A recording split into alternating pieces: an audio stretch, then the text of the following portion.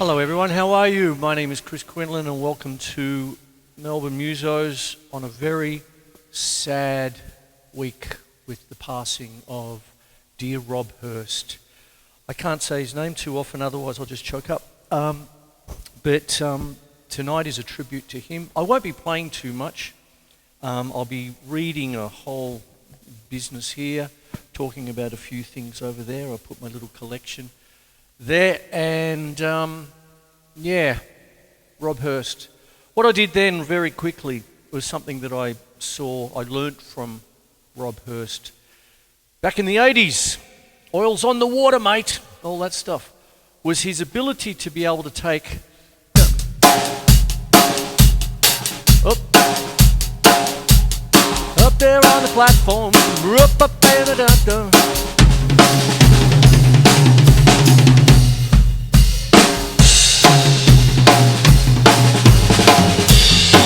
ability to keep the backbeat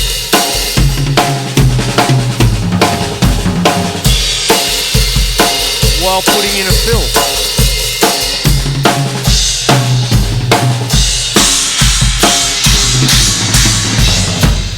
And the other bit where he could hit a cymbal while coming down the drums, things like that. So you could have that, whatever it might be. Wonderful stuff. There's just two things, but I'm going to read.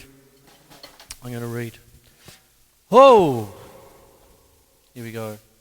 What I did, I think all of you know just how much of he's my favourite Australian drummer, and I know plenty of Australian drummers. Interviewed them, had them on the show over the years, all sorts of things. But Rob Hirst was a little bit of the one that got away, and that's more to do with me. I don't know why. We should have. Anyway, it doesn't matter. That's what it is. And one of the things is just his influence. One of the things, I was a bit desolate the other day when I heard the news. And, oh shit, I'm only a minute in the show and go on the water. But what it is what helps all of us is just the outpouring of love for him. What a wonderful man. Robert George Hirst, 3rd of September 1955 to just the other day, January 2026, about the 20th I think it was an Australian musician from Camden, New South Wales. He was a founding member of the rock band Midnight Oil. Oils, mate, on drums, percussion and backing vocals, sometimes lead vocals from the 70s until the band took a hiatus in 2002. The band resumed performing and recording in 2017 because Peter Garrett went into politics. Hirst was also a member of the bands Ghost Riders, Backsliders, The Angry Tradesman and The Break. He also wrote a book, Willie's Bar and Grill, recounting the experiences on the tour Midnight Oil embarked on shortly after the September 11 terrorist attacks in 2001. There it is there. Now, what I'll do, I'll put all that there. I'm coming back to it. I'm not going away. But what I've got is stuff. Stuff. I've got the videos, I've got the VHS, I've got the DVDs. One of the things I really hold close is a couple of books. There's my, what I often do, if there's an album I really like, I don't do it so often now, but back in the day, if there was an album I really liked, I'd buy the book as well. Okay, so there's the famous Diesel and Dust. That's a bit of a best of Midnight Oil here. That's got everything there. Wonderful photos, always fantastic. And there it is, just fantastic stuff. And the way they go with the music, and even just writing out the music is just wonderful. You know, just looking at things like that. Let's see, oh boy, there's Armistice Day, Jesus Christ. Oh, geez, that was a hard one to listen to when I always think of Dad. Anyway, this one's fantastic. What it is, it's oil drums. It's Midnight Oil Beat Book from Powder Works to Blue Sky Mine is what it is. And you open it up, and it isn't a book. They are charts. So what you've got there is a little booklet. There it is there. And then you've just got a whole bunch of charts. You've got sometimes taken to the wall. There it is. And everything's pretty much handwritten. And his little comments are in red. Play harder, louder. You know? Oof, that kind of thing. What's that one says? The dreaded crash ride again. Beds are burning. Dead easy, this one. Kosciuszko, older than Kosciuszko, Darwin down to Alice Springs. The aforementioned roll going down the drums while you're still putting in rim shots. Kosciuszko is a great example of that. No time for games, only the strong. Keeps on going. And look, they're all just separate charts. Do you see? It's just wonderful. There you go. There it is. Just lots of wonderful things. There it is there. I'll put that to one side. But that's oil drums. I hope it's still in print. I don't know if it is, but if it is, please buy it. It's wonderful. There you go. So there's that one. Oil drums. I'll keep on reading for a little bit.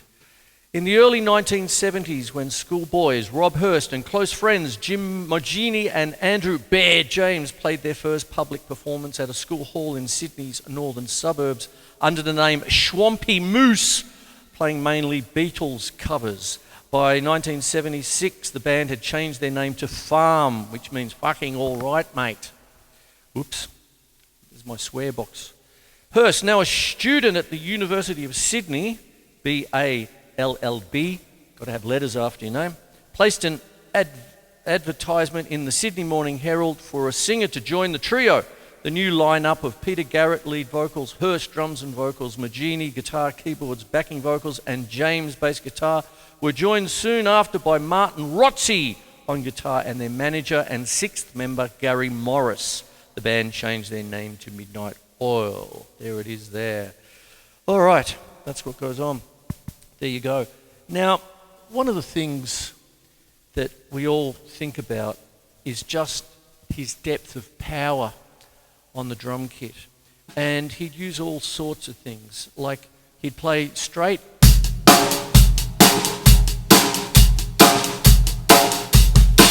it up,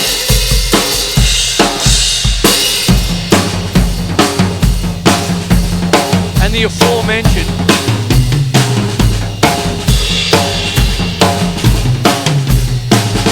to the point where he's got his beloved Ludwig, which he recently auctioned for charity, and it had the 3 rack toms, but he also had the Simmons pads over the top when he went a little bit electronic. So he had quite the setup towards the end. Not only that, the water tank behind him, woof, fantastic stuff. And I saw them from the get-go. I wrote a thing on of the Face Chookeries the other day where I was thinking about when did I first see them, and it was on Night Moves. Who remembers Night Moves on Channel 7 with one Lee Simon as the host? And there was that, and what really nailed me was a live in the studio performance a bit further on in around about 1980 of Armistice Day, because as I mentioned before, it reminded me of my dad and my granddad. That's what that's about. Plus, later on, who was to know, I joined the brass band and doing all the Anzac Days. So every time I did an Anzac Day march or any kind of march, Remembrance Day or whatever, I always think of that tune. It gets a bit of a run on those special days. Armistice Day, it's a bit of a special one for me there, especially when they did it live. And yeah, crazy. All right, so what happens is, there's that. That's my edge to it. Of it.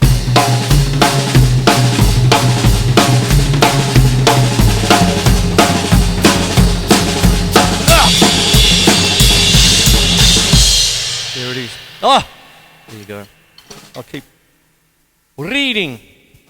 With a blistering intensity to their live performances, the band's early music was a distinctive brand of surf punk. However, by the early 1980s, the key songwriters in the band, Hirst, Magini and Garrett, had become increasingly interested in the political issues of the day.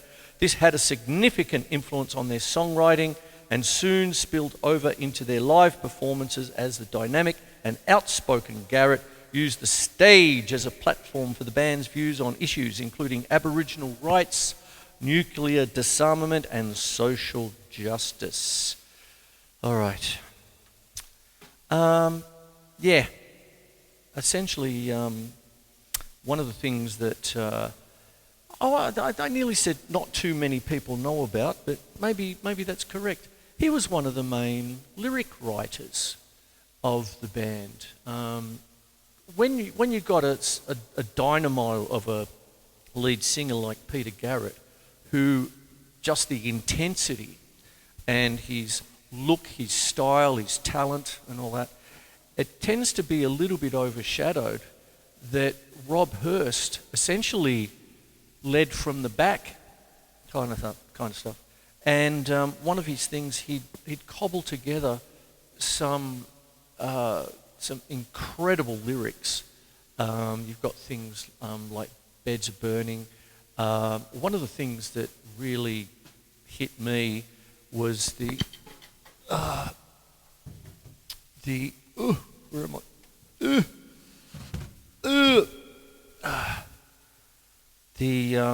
My vinyl. How old's this? Oof. Breaking Me Down, bang, bang, bang.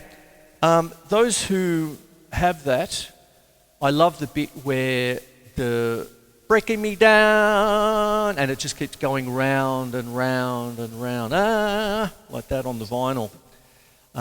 It goes for a certain amount of time on the CD, but you can just let it go. I remember just letting it go for about 5 minutes once. I just go, breaking me down. Anyway, I was talking about this. I might even read it if I can get myself together to do it, but it's Oil's Red Sails in the Sunset. This album, I love this album. The artwork is fabulous with it all and all that. And one of the things on it is a piece called Jimmy Sharman's Boxes. And I've had trouble with that song. I love it. But back when I was a kid, coming up in the mid-60s, about 5 or 6 years old, Mum and Dad took me to the circus at the North Carlton Playground, just up the road from the Dad's Dan O'Connell Hotel. And we went into it's all the fairy floss and the little games and the rides and all that, no worries and all that.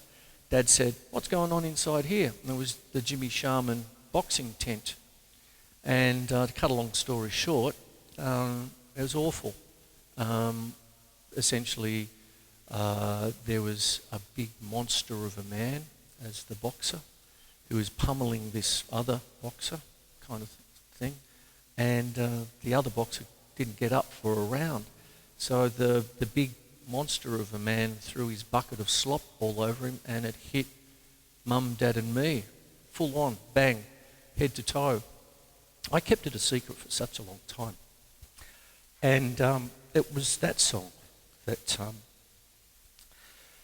makes me talk about it. From the red dust north of Dalmore Downs, Sharman's tents roll into town.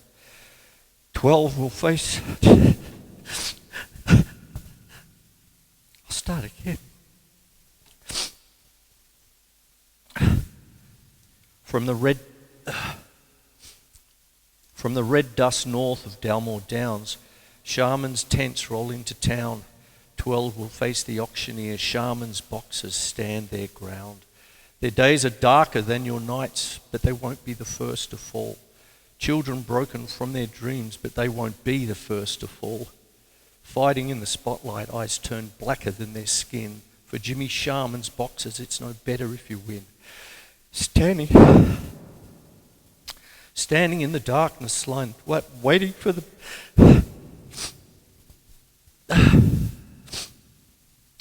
Standing in the darkness, lined up waiting for the bell. The days are wasted drinking at the first and last hotel. Why are we fighting for this? Why are you paying for this? You pay to see me fall like shrapnel to the floor. What is the reason for this? There is a reason for this. What is the reason they keep coming back for more? The blows now bring him to his knees, but still the crowd calls out for more. The drums are burning in his ears. The man keeps counting out the score. That's Jimmy Sharman's boxes as one example. I've got everything. Oh, what I'll do now, it made me feel a bit better, was to go back through the catalogue. I hope the neighbours didn't mind the other night. But the tributes. Oh, the tributes are everywhere. There it is. So, yeah, what it is. Let me just go over a couple of things again. It is supposed to be a drumming tip show. With that,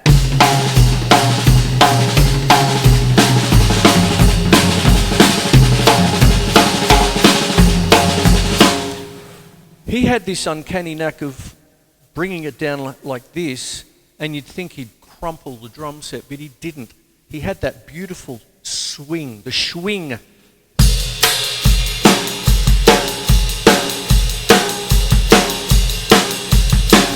Oh, it was big, but it was like a karate chop. It was like, choom, like that. Fantastic. And he just had that flow. It's a big thing. He was always, you could see him pump, like...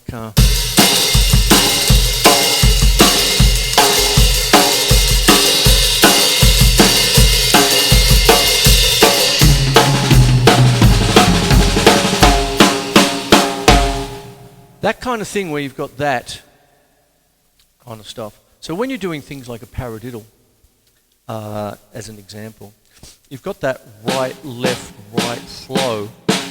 Then you put in the paradiddle.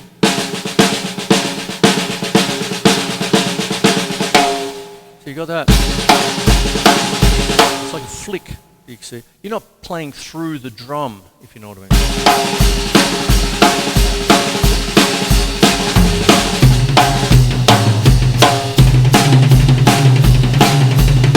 Oh, fantastic stuff. Rob Hirst, there you go. Now, all right. Bear James left to be replaced by Peter Gifford in 1979. In 87, after touring the Outback and recording the band's best-known album, Diesel and Dust. Where is it? I have it here. Oh, the book and the album. Oh, come on. Out you get. Oh, there it is there. Gifford suffered ill health and resigned. New bass player Bones Hillman, formerly of New Zealand band The Swingers, counting the beat 1, 2, 3, 4, yeah, brought a new vocal dimension to the band. Midnight Oil continued to record and tour internationally for a further 15 years, chalking up a final tally of 14 albums and 2 extended plays before lead singer Garrett quit the group in December 2002 to take up a career in politics. The band resumed activity in 2017, including a world tour that year.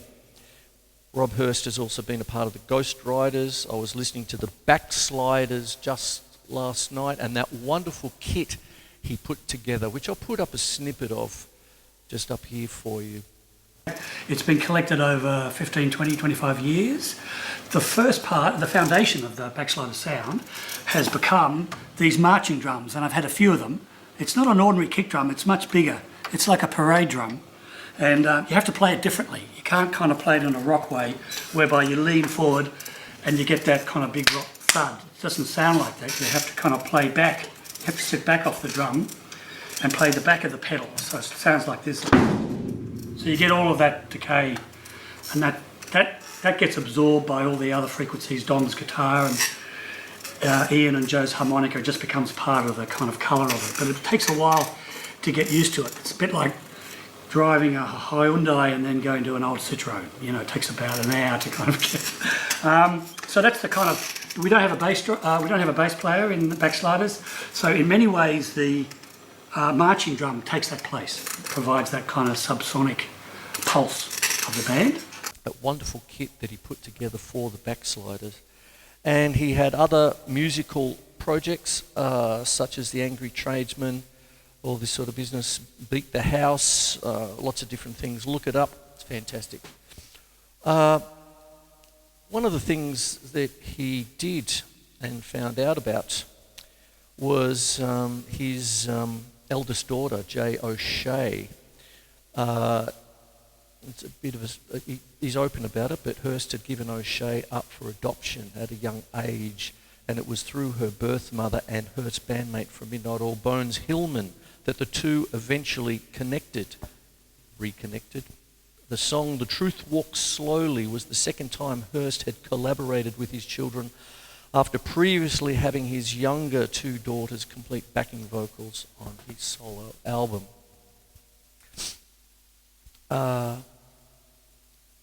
Essentially, he's got three daughters, including two with his wife, Leslie Holland. One of his daughters, Gabriella Hirst, is an artist. Another daughter, the singer Jay O'Shea, which I've just said, there's there. And yes, that's that. What I did yesterday to prepare for this show, this is probably the toughest show I've had to make. I asked for help. So if there's anything, I just put it up for my Facebook friends. Cut a long story short, my Facebook page was hacked in September 24, and I had to start again. So I basically just put up most of my posts, apart from just the shows and things which I make public, but most everything else is just for friends only these days. I've lost a lot of faith in that kind of social media side. I used to be a big part of it, but not anymore. But what it is I put up I said, does anyone want to say something? You know, just like you would if you were going to a mate's funeral. Does anyone want to say something? Here's something from Stephen Tocci. Two people were a huge influence on my young mind. One was Angus Young and the other Rob Hirst. I wanted to play drums like Angus plays guitar, and I wanted to beat the shit out of the drums like Rob did, much to the detriment of my sticks and cymbals and skins. Not only was Rob an incredible drummer and songwriter, he also put on an amazing show and went nuts on stage. That's what I wanted to do. I love the quote from his roadie from the 1984 doco On the Isle. Blah. I'll say that again. I love the quote from his roadie from the 1984 doco On the Oils. On his first gig with them, he was confused when he saw the other roadies nailing his drum kit to the stage. He thought, wouldn't sandbags be enough? First song in, he quickly realised why they nailed it down. Bang! There it is. One of the things that gives us all a little bit of solace, I suppose, especially with me, is just the outpouring of love for him, for Rob Hirst. And here's something from Powderfinger. It's just from his contemporaries. Powderfinger, we would like to express our sadness at the passing of Midnight Oil's Rob Hirst. He was a beautiful man and friendly face from an awe-inspiring band and an explosive drumming machine to boot. His band Midnight Oil have always been a huge inspiration to us. Their humility, energy, wisdom, bandmanship, political stance and ability to rock, especially their powerhouse drummer, songwriter and backup lead singer Rob Hirst. Yeah, that was Rob's voice we all heard after bringing home the 84 Red Sails and the Sunset record after school one day. And it kept on going. Here you go. Sort of thing. And it just keeps on going. I'll do a couple of others kind of thing. Like I said, probably not a lot of drumming from me apart from what I've shown you already today, but it's just needing to know about this man, you know. That's all. Icehouse. Rob was always so full of enthusiasm, the joys of music and of life, and had an inspiring energy. He will be deeply missed by so many people. I can't read all of them, but here's Hoodoo Gurus. Today the world has lost a great musician. Rob's family and friends have lost even more, a great partner, father and mate. We in the Gurus have been lucky to have known Rob for decades. Our previous drummer, Mark Kingsmill, even went to the same school. Imagine that, two brilliant drummers, though 1 year apart in age. There is one person in the Hoodoo Gurus who had an even closer relationship with Rob than the rest of us, and that is Rick Grossman, our bassist. Rick met Rob in 1978 and they instantly bonded over music, immediately becoming firm friends.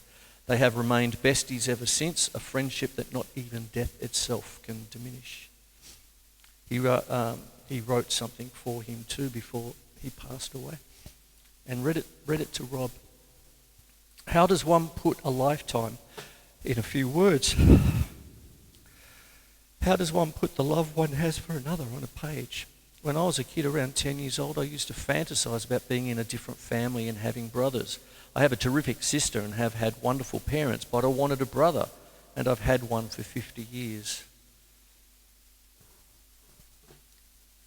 In excess, we are devastated to hear of Rob's passing. From our early days as the Farris brothers, we performed alongside the Oils countless times.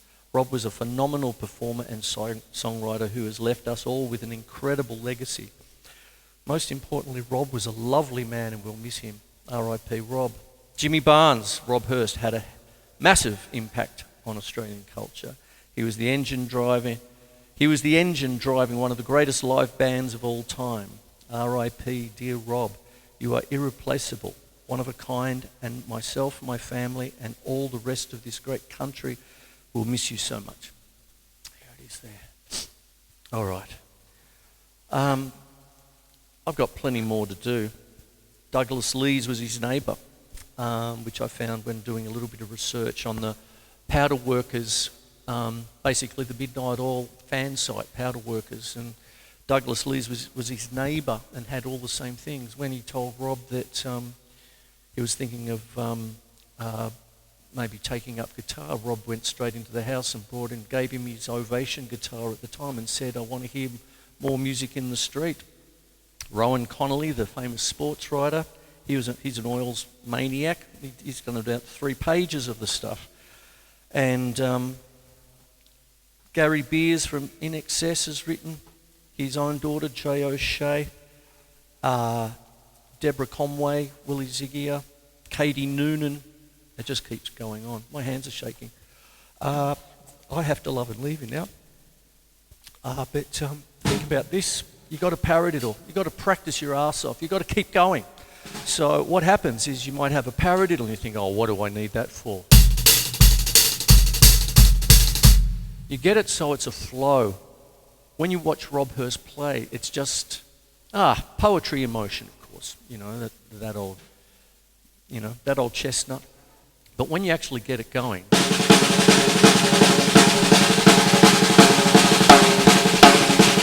there's his rim shot.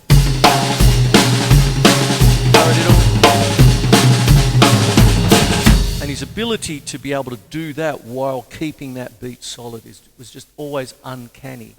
And there it is there. So there's my show. Not too much playing. I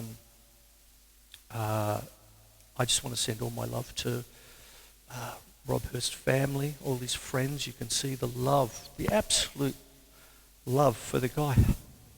So take care and look after yourselves.